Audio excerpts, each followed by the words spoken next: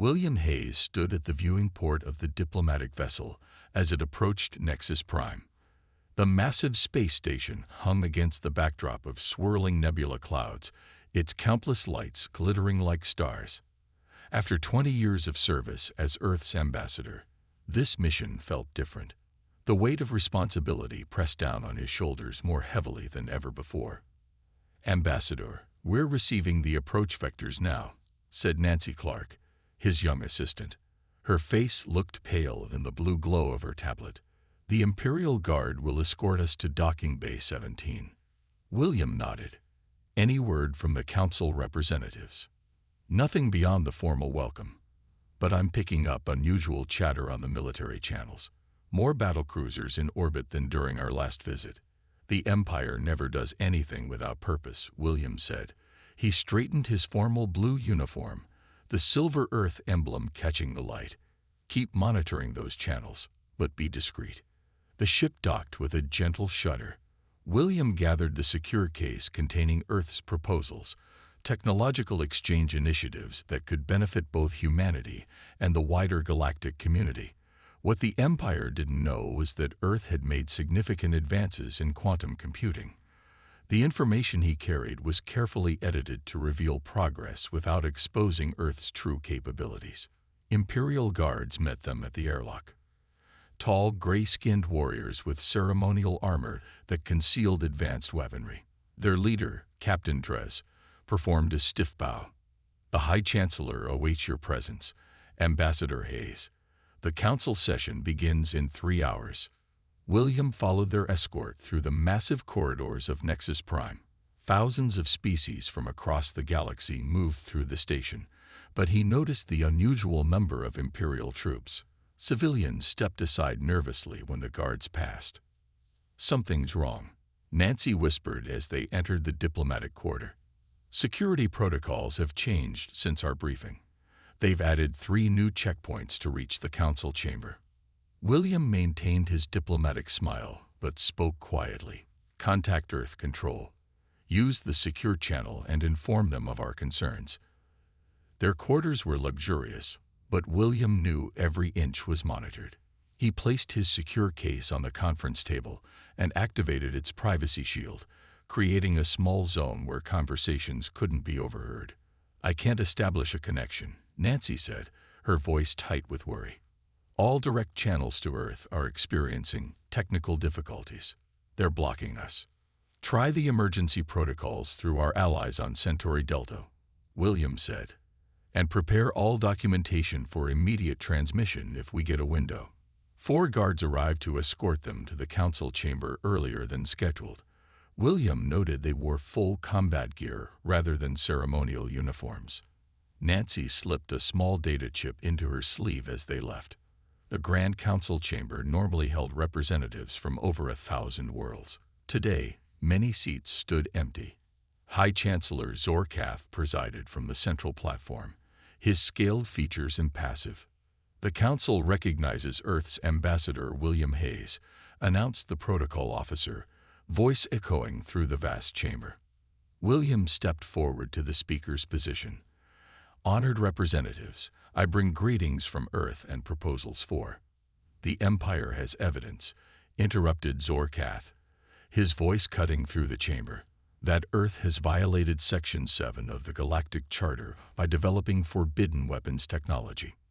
Murmurs spread through the chamber. William kept his expression neutral despite his shock. "These accusations are groundless, Chancellor. Earth has adhered to all treaty obligations." Zorkath gestured, and the chamber screens displayed documents and technical specifications. William recognized them immediately. They were altered versions of Earth's own research, manipulated to appear threatening. "These are forgeries," William stated firmly. In the gallery, Nancy slipped away as Imperial guards moved toward the floor. She had to reach their emergency contact before it was too late. "Ambassador William Hayes," Zorkath announced formally, "you are hereby detained pending investigation into crimes against the Galactic Order."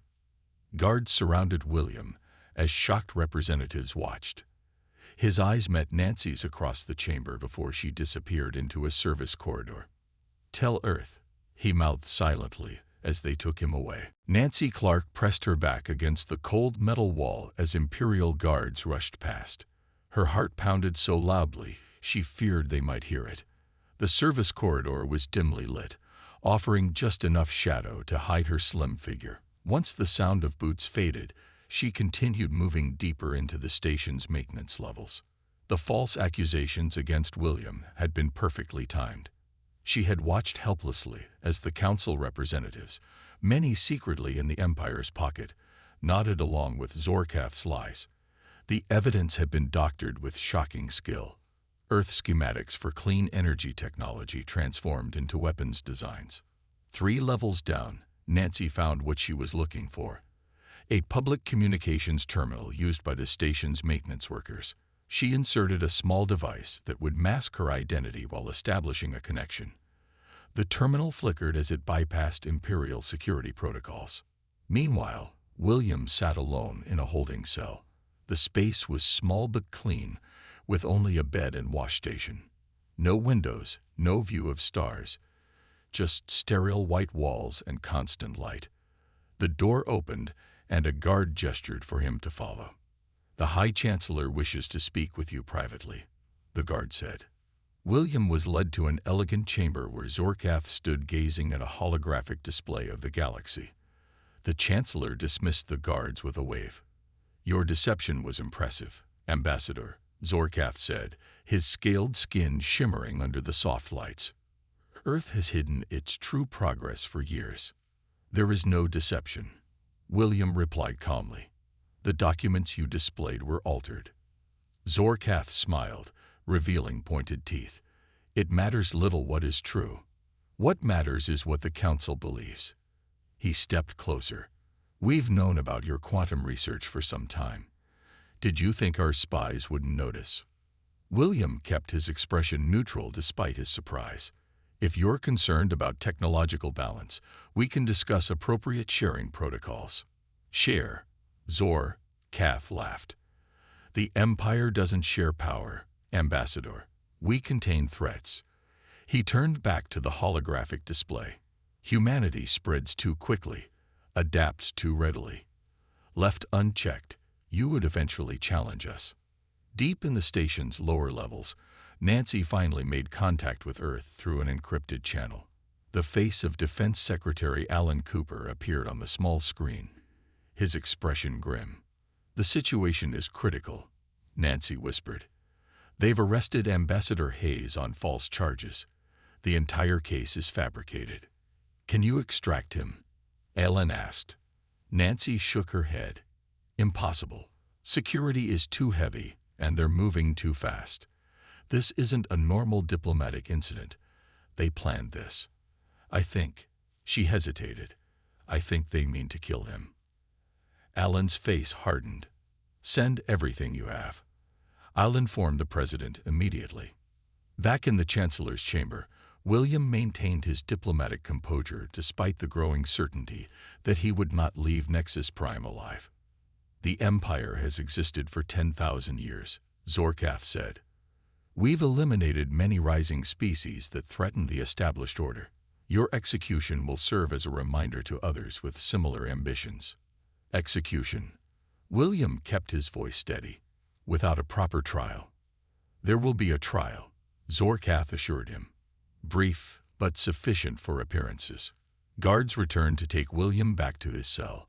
As they led him through the corridors, he spotted Nancy among a group of maintenance workers. Their eyes met briefly, and he gave an almost imperceptible nod. She had gotten the message out. Whatever happened now, Earth would know the truth. The next day, William stood before a hastily assembled tribunal. Representatives from Imperial-aligned worlds sat in judgment, the outcome predetermined. He was allowed to speak, but his words fell on deaf ears. The evidence against him had been carefully constructed, impossible to disprove without access to Earth's secure databases. The verdict came quickly: guilty of espionage and developing prohibited weapons technology. The sentence, public execution, to be carried out immediately as a warning to all worlds that might defy Imperial will. As they led William away, he held his head high. Nancy watched from the shadows, tears streaming down her face, her mission now clear. She had to survive to witness what came next. The execution chamber was designed to impress. A vast circular room with rising tiers of seating surrounded a central platform bathed in cold blue light.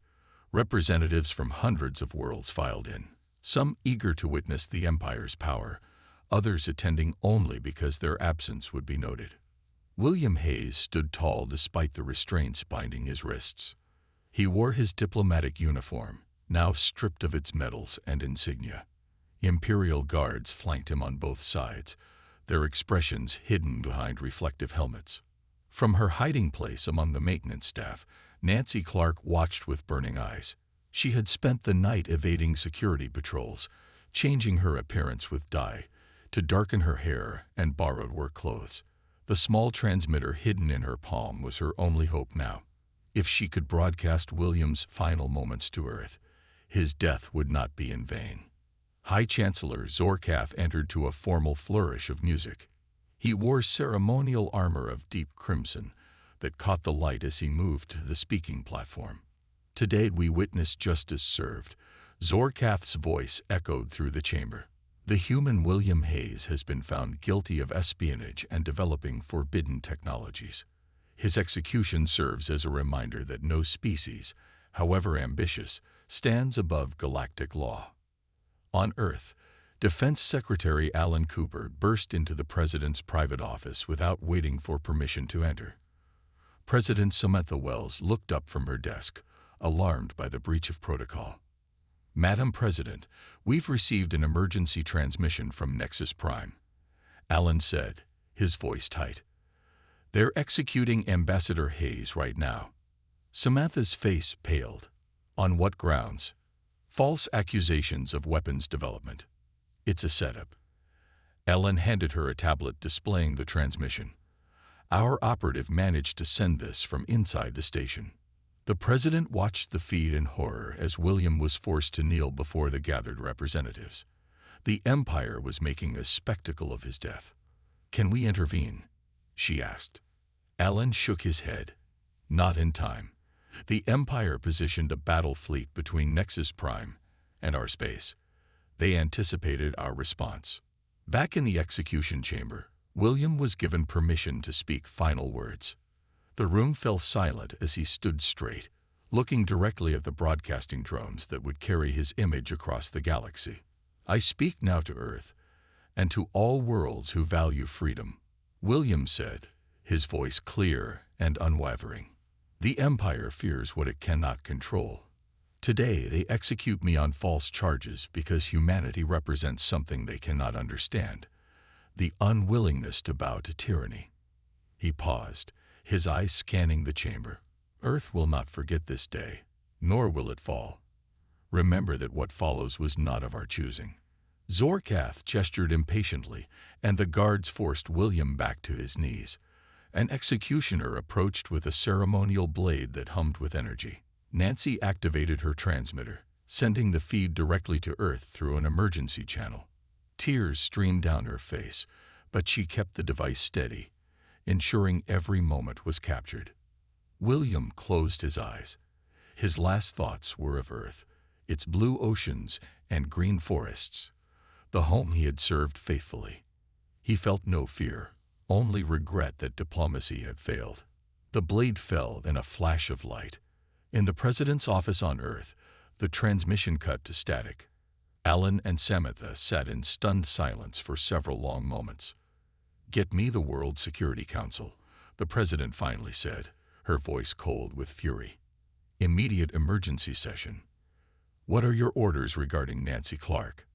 Alan asked. "Tell her to stay hidden and gather all the intelligence she can. We need to know the Empire's next move." As night fell across North America, lights burned in the deep underground facility beneath the Rocky Mountains. Military leaders and government officials gathered in the crisis room, their faces grim. On the main screen, the recorded execution played on a loop, a reminder of what they faced. President Wells entered the room, and all rose to their feet. "The Empire has made its choice," she said. Now we make ours. The underground facility beneath the Rocky Mountains buzzed with activity. 12 hours had passed since William Hayes' execution, and Earth's leadership had gathered in the secure command center known as Deep Haven. Maps of the galaxy projected on the wall showed the Empire's military positions in red, surrounding Earth's allied systems in blue. President Samantha Wells stood at the head of the conference table, her face showing the strain of sleepless hours. Around her sat the World Security Council, representatives from Earth's 7 continental unions. "The Empire has made its position clear," said General Paul Winters, his weathered face grim. "Their battle fleet has moved to blockade the Proxima Centauri jump point. All diplomatic channels have been severed." "Can we fight them?" asked Maria Diaz, the South American representative. General Winters shook his head. "Not conventionally. Their fleet outnumbers ours 20 to 1. If they attack, our defense systems could hold them off for perhaps 3 days." Silence fell over the room. Decades of peaceful expansion into nearby star systems had left Earth unprepared for open warfare with the Empire. "There is another option," said Alan Cooper, rising from his seat. He looked to the president, who nodded her permission. "Dr. Gregory Martinez has something to share." A man in his 60s entered the room. Despite his age, Dr. Martinez moved with energy. His eyes were bright behind simple glasses as he placed a small black cube on the table. "Since first contact 30 years ago, some of us suspected this day might come," he began. "While official policy focused on diplomatic relations, a small team was authorized to develop contingencies." He touched the cube, which projected a holographic display of what appeared to be thousands of tiny points of light scattered throughout the galaxy. "What am I looking at?" President Wells asked. "Protocol Omega," Dr. Martinez replied. "For the past 20 years, we've embedded quantum entanglement devices throughout Imperial space. Each dot represents a sleeper agent or automated system positioned near critical Imperial infrastructure." Murmurs spread around the table. This had been done in complete secrecy, unknown even to most government officials. "Each device contains technology the Empire believes impossible," Dr. Martinez continued. "When activated, they will disrupt the quantum network that powers Imperial technology. Their ships, weapons, and communications will fail simultaneously." "You're talking about bringing down an empire that spans half the galaxy," said Jason Kim, the Asian Union representative. "The chaos would be unprecedented." Dr. Martinez nodded gravely. "Billions would be affected. Many Imperial worlds depend on their technology for basic needs: food production, water purification, medical care." President Wells walked slowly around the table, studying the galactic map. "And the alternatives?" "The Empire will not stop with Ambassador Hayes," Allen said. "Intelligence suggests they're preparing for a full invasion of Earth and our colonies. Their leadership has decided humanity is a threat that must be eliminated." Through a secure channel, they received a new transmission from Nancy. Her face appeared on screen, tired but determined. "The Empire is mobilizing," she reported from her hiding place on Nexus Prime. "I've accessed their military communications. The High Chancellor has ordered the complete destruction of Earth's defenses, followed by forced population control measures on all human worlds. They plan to reduce us to a pre-industrial state." President Wells returned to her place at the head of the table. The weight of the coming decision pressed down on her shoulders. "If we activate Protocol Omega, can it be reversed?" she asked. Dr. Martinez shook his head. "Once initiated, the quantum cascade cannot be stopped. The Empire as it exists now would effectively end."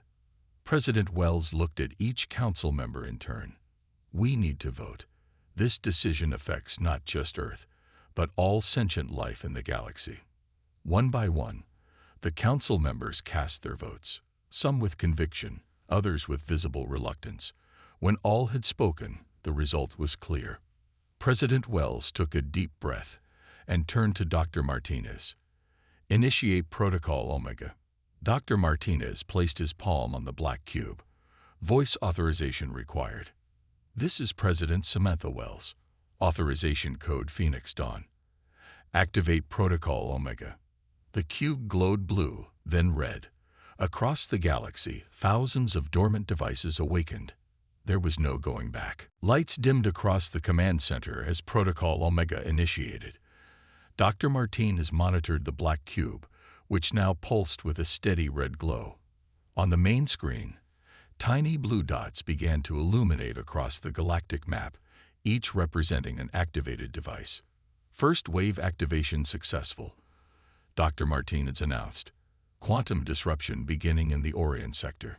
President Wells watched the display with a mixture of dread and resolve. How long before the Empire notices? Minutes, perhaps hours for their leadership to understand what's happening. Dr. Martinez replied. The beauty of quantum entanglement is that there's no transmission to detect. The devices simply change state simultaneously. Alan Cooper studied the tactical display, watching as Imperial fleet positions began to show warning indicators. We should prepare for immediate retaliation.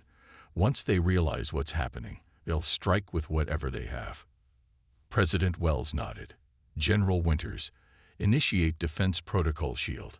All civilian centers to emergency status. Throughout Earth and its colonies, sirens wailed as cities activated protective measures. Underground shelters opened their doors, and orbital defense platforms powered up their shields. It had been 50 years since the last planetary drill, but people remembered the procedures. Commander Linda Foster stood on the bridge of the Earth defense vessel Horizon, watching as her crew hurried to battle stations. As head of Earth's modest defense fleet, she knew her ships were outmatched by Imperial technology. Or at least, they had been until today. Status report, she ordered. All ships at combat readiness, her second-in-command reported. Quantum shields at maximum. Weapons hot. Linda nodded. Position the fleet in defensive formation around the moonbase. If Imperial ships make it through our outer defenses, we'll be the last line. On Nexus Prime, Nancy Clark felt the station shudder slightly. Alarms blared through the corridors as emergency lights flickered. She had taken refuge in a maintenance shaft when her datapad suddenly lit up with an encoded message from Earth. Protocol Omega activated. Remain hidden. Document everything. Imperial guards ran past her hiding spot, their usual discipline replaced by obvious confusion. Through a viewport, Nancy could see Imperial ships surrounding the station. Several appeared to be drifting, their engines dark. In the Imperial Command Center, High Chancellor Zor Kath received increasingly frantic reports from across the Empire. My lord, we're losing communication with the Centauri fleet, an officer reported, his scaled face showing rare emotion. The quantum network is experiencing disruptions. What kind of disruptions? Zor Kath demanded. Unknown, Chancellor. Our technicians report energy signatures they've never seen before. Systems are failing across multiple sectors simultaneously. Zor Kath moved to the command display, watching as more and more systems reported failures. This is not a natural phenomenon. This is an attack. His eyes narrowed. The humans. They've had this capability all along. Impossible, said Vex Moore, the Imperial Intelligence Director. Our agents have monitored their technology for decades. They don't have the capacity to. They have hidden their true progress, Zor Kath hissed. The execution of their ambassador was meant to eliminate their leadership, but clearly they had contingencies. He turned to his military commander. Launch the attack on Earth immediately. Chancellor, many of our ships are reporting propulsion failures. The 7th Fleet flagship just lost weapons control. Across Imperial space, the carefully hidden devices continued their work. The quantum disruption spread like a virus through Imperial systems, targeting the foundation of their technological superiority. On thousands of subjugated worlds, oppressed species watched as their Imperial overseers suddenly struggled with failing equipment. Back on Earth, Dr. Martinez monitored the cascade effect. 70% of devices now active. The disruption is spreading faster than anticipated. President Wells stared at the screen, watching as Imperial forces throughout the galaxy reported failures. What they had started could not be undone. For better or worse, the galaxy was changing forever. "Any response from the Empire?" she asked. "They're trying," Alan replied. "But their communications are degrading rapidly. Most of their attack fleet can't even leave orbit." In the silence that followed, they all understood the magnitude of what they had done. Protocol Omega wasn't just a defensive measure, it was the end of the Empire as it had existed for millennia. Earth had changed the balance of power in the galaxy overnight. High Chancellor Zor Kath stood in the dimly lit Imperial Command Center on Nexus Prime. Emergency power kept only essential systems running. The grand displays that normally showed the Empire's vast territories now flickered with error messages and loss of signal warnings. "How widespread is the disruption?" he demanded. Imperial Intelligence Director Vex Moore consulted a handheld device, one of the few still functioning. "We've lost contact with 80% of our systems, Chancellor. The quantum network is collapsing across all sectors. And the attack fleet? Disabled, my lord. Ships are reporting complete systems failures. Weapons, propulsion, life support, all affected." Zor Kath's scaled face darkened with rage. "How did the humans do this? Our intelligence indicated they were at least a century away from this level of quantum manipulation." "They hid their true capabilities," Vex Moore admitted. "And they must have been placing these devices throughout our territory for years, perhaps decades. Under our very eyes," Zor Kath hissed. "While we watched their visible programs, they were operating another agenda entirely." A junior officer approached, bowing nervously. "Chancellor, we're detecting unusual energy signatures from all human operatives we've detained over the years." "What do you mean?" "The humans working in our systems, diplomats, traders, cultural exchange personnel, they're all emitting quantum signatures similar to the disruption pattern." Understanding dawned on Zor Kath's face. Every human the Empire has permitted inside our territory, they were all carriers, vessels for these devices. On Earth, Dr. Martinez monitored the cascade of system failures across the Empire. The command center had been operating continuously for 24 hours since Protocol Omega's activation. 95% of devices now active, he reported. The quantum disruption has reached even the Outer Rim territories. President Wells studied the reports coming in from Earth's intelligence network. "What's the situation on Imperial worlds?" Alan Cooper scrolled through incoming data. Varied responses. On heavily militarized worlds, there's panic as Imperial forces lose control. On worlds with stronger local governments, we're seeing organized responses. Some are already declaring independence from the Empire. "And civilian impacts?" the President asked. "Food distribution systems are failing on worlds dependent on Imperial technology," Alan admitted. "Medical facilities are switching to emergency power. It's chaotic." President Wells closed her eyes briefly, feeling the weight of those consequences. "Prepare humanitarian aid packages. Once space travel is safe again, I want relief ships ready to assist civilian populations in affected systems." On the bridge of her ship, Commander Linda Foster received new orders. "Madam President wants us to prepare for humanitarian missions," she told her crew. "Retrofit 2 vessels with medical supplies and food reserves." Her second-in-command looked up from a display. "Commander, we're receiving unusual transmissions. Multiple previously Imperial worlds are broadcasting declarations of independence." Linda moved to the communications station. "Put them on screen." The main display showed feeds from a dozen different worlds. On each, representatives of formerly subjugated species stood before crowds, declaring an end to Imperial rule. Some celebrations were peaceful. Others showed signs of violent uprising against Imperial officials. Hidden in a maintenance shaft on Nexus Prime, Nancy witnessed the Empire's nerve center descending into chaos. Through ventilation ducts, she could see into the council chamber where representatives from member worlds argued fiercely. Many were demanding explanations from Imperial officials who had no answers to give. Nancy's datapad vibrated with a new message from Earth. Remain in place. Document the fall. Extraction team preparing. Looking through a viewport, she saw disabled Imperial ships drifting in space, their imposing silhouettes now powerless. Among them, ships from formerly subjugated worlds were breaking formation, turning away from the station to head back to their home systems. In his private chambers, Zorkath activated a secure communication device, one of the few old technologies not dependent on the quantum network. "This is Imperial Command to all loyal forces," he broadcast. "Enact Contingency Protocol Eternal. I repeat, enact Contingency Protocol Eternal." Vexmore entered the room, his expression grave. "Chancellor, the station's main reactor is becoming unstable without the control systems. We need to evacuate. Evacuate Nexus Prime." Zorkath laughed bitterly. "The seat of Imperial power for 10 millennia. Never. My lord, without power, thousands will die." Zorkath turned to the viewport, watching as his once mighty fleet drifted helplessly in space. "This is not over. The Empire has faced challenges before. We will adapt. We will rebuild.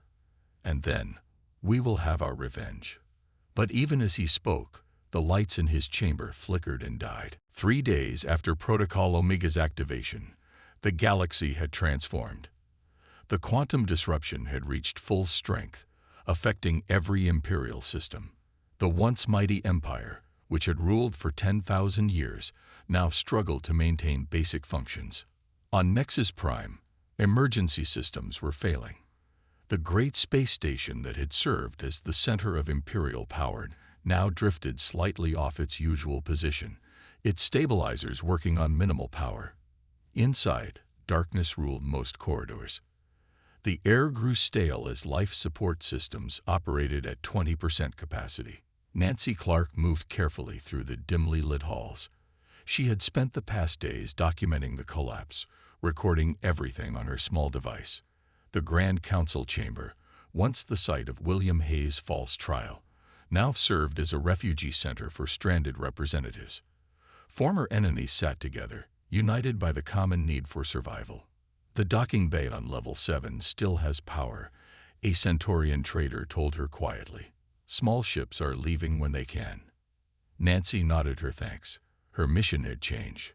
Earth wanted her to return with her documentation and first-hand account of the Empire's collapse. As she made her way toward the docking bay, she passed Imperial guards who no longer stopped anyone, their authority meaningless without working weapons or communications. In what remained of the Imperial Command Center, High Chancellor Zorkath refused to leave his post. By the glow of emergency lighting, he studied old-style paper maps, marking regions where loyal forces might still hold power.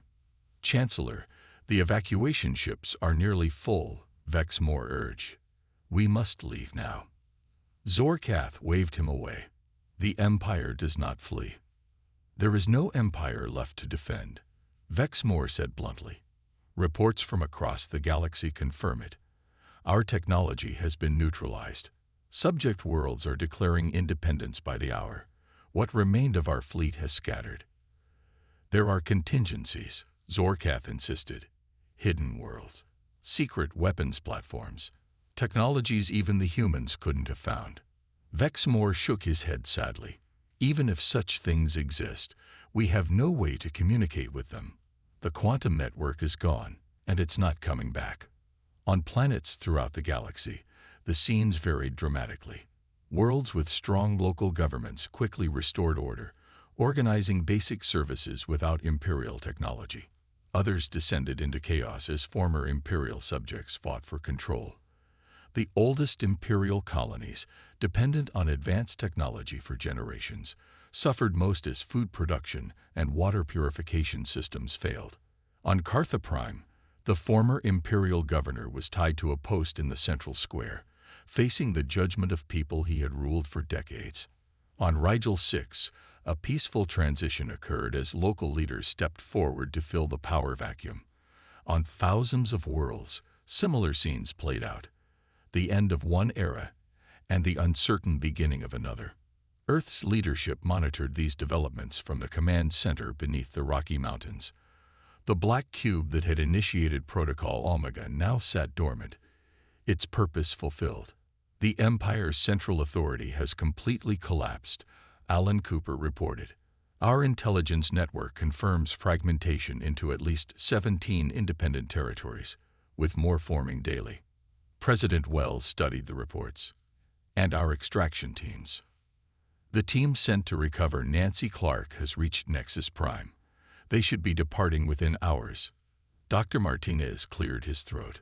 Madam President, there's something you should know. The quantum disruption has evolved. Evolved? What do you mean? The devices were designed to disrupt Imperial technology by targeting specific quantum frequencies. But the disruption pattern has spread to affect all quantum-based systems built on Imperial design principles. Is Earth technology affected? She asked sharply. No. Our systems use different principles. But this means the Empire can't simply rebuild what they had. The fundamental science their civilization was built upon has been compromised. President Wells walked to the viewport that looked out on the underground hangar where humanitarian ships were being loaded with supplies. We've ended an empire that stood for 10,000 years, she said quietly. For better or worse, the galaxy will never be the same. Commander Foster's voice came through on the communication system. Madam President, we've received word from our ship at Nexus Prime. They've recovered Nancy Clark and several other human operatives. They're on their way home. A small cheer went up from the staff, but President Wells remained solemn. Earth had won its immediate survival, but the true challenge was just beginning. In the power vacuum left by the Empire's fall, something new would emerge. Earth would need to help shape that future, a future without Imperial dominance. On her rescue ship, Nancy looked back at Nexus Prime growing smaller in the viewport. The once mighty station was now just another relic of a fallen empire. 6 months after Protocol Omega, the galaxy had settled into a new reality. The mighty Galactic Empire was no more. In its place, a patchwork of independent systems and small alliances had formed. Some thrived in their newfound freedom, while others struggled to rebuild societies that had depended on Imperial technology for generations. Earth had emerged as a leader in this changed galaxy, not through military might, but through humanitarian aid and diplomatic skill. Earth ships traveled to worlds in need, bringing food, medicine, and technical expertise to help restore essential services. On the neutral world of Lyra 7, representatives from 142 formerly Imperial worlds gathered in a grand assembly hall. The space was bright and open, with natural light streaming through crystal panels, a deliberate contrast to the dark, intimidating architecture of former Imperial buildings. President Samantha Wells stood at the center of the chamber, addressing the gathered representatives. 6 months of crisis management had left her looking tired, but her voice remained strong and clear. We gather today not to create a new empire, but to form a coalition of equals, she said. Earth proposes a galactic charter based on mutual respect, shared defense, and the right of all sentient beings to determine their own futures. Nancy Clark sat among Earth's delegation. After her return from Nexus Prime, she had been promoted to head of interstellar relations. The data she had gathered during the Empire's collapse had proven invaluable in understanding the new political landscape. The Charter establishes 3 principles, Nancy explained as she rose to speak. First, no world may interfere in the internal affairs of another. Second, all signatories agree to defend each other against outside threats. Third, technological advances must be shared for the common good.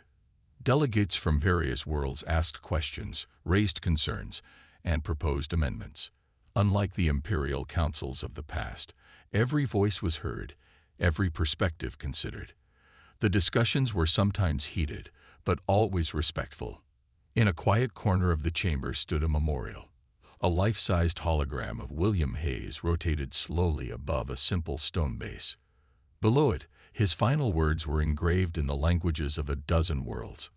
Earth will not forget, nor will it fall. As the session ended for the day, Nancy approached the memorial. She still carried the grief of witnessing William's execution, but now it was tempered by the knowledge that his death had ultimately led to freedom for countless beings across the galaxy. A delegate from Rigel 6 joined her. "He would be proud of what you've accomplished," he said quietly. Nancy nodded. "I hope so. Everything changed so quickly. Sometimes I wonder if we did the right thing." "The Empire brought stability, but at the cost of freedom," the delegate replied. "My people lived under their rule for 800 years. This is the first time in our recorded history that we govern ourselves." Across the galaxy, the former Nexus Prime station had been abandoned, its systems too damaged to repair. The once proud seat of Imperial power now served as a monument and warning. Observation posts monitored the station, watching for any sign of activity from the small contingent of Imperial loyalists who had refused to evacuate. On Earth, in the secure facility beneath the Rocky Mountains, Dr. Martinez showed Alan Cooper his latest findings. "The quantum disruption has stabilized," he explained. "Imperial technology will never function again, but developing new approaches is possible. Several former Imperial worlds are already experimenting with alternative quantum theories." "And our own technology?" Alan asked. "Safe, as we designed it to be." Dr. Martinez hesitated. "But I've detected unusual energy signatures from the outer reaches of the galaxy. Something's out there, watching. Survivors from the Empire. Perhaps, or something else entirely." In her quarters that evening, President Wells reviewed the day's progress toward the new Galactic Charter. Earth had revealed only a portion of its capabilities to its new allies, keeping other technologies in reserve. The lessons of the Empire had been well learned. Trust was valuable, but preparedness was essential. On her desk sat a small box containing a medal, the highest civilian honor, awarded posthumously to William Hayes. Tomorrow it would be presented to his family in a public ceremony. His sacrifice had changed the course of human history and reshaped the galaxy. As night fell across Earth, its people looked up at the stars with new understanding. They were no longer an isolated species on the edge of Imperial space, but central players in a transformed galactic community. The future remained uncertain, but for the first time in generations, that future would be determined not by the will of an empire, but by the choices of free peoples throughout the stars.